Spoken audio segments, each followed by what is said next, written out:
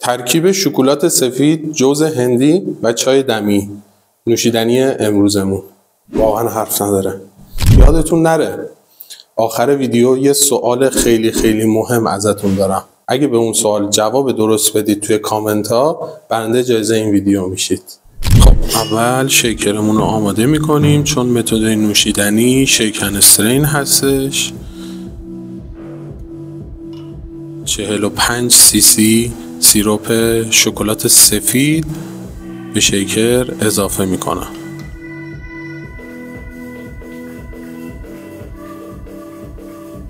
بعد از اضافه کردن سیروپ، حالا نوبت شیره. از شیر پرچرب رو استفاده کنید، 60 سی سی.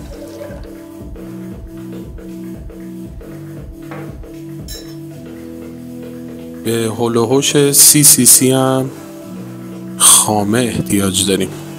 فقط دقت کنید که خامه و شیر رو باید انقدر خوب هم بزنیم تا بافتش یک نواخت بشه. هنگام شیک کردن اگر این کار رو انجام بدید، خوب یک نواخت نمیشه بافتش. بعد از اون چایی و جوز هندی رو که قبلا نم‌آوری کردیم و به محلولمون اضافه میکنیم و میریم برای شیک کردن.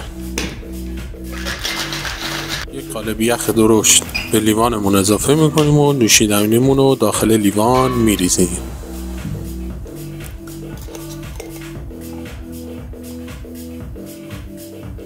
در آخر هم 4-5 پاف از بیتر هل رو روی نوشیدنیمون اسپری میکنیم.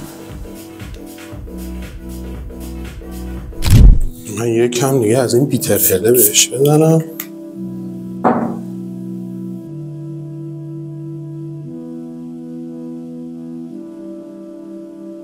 اگه کاربرد دقیق بیتر هل توی این نوشیدنی رو برامون کامنت کنی، برنده این جایزه میشی.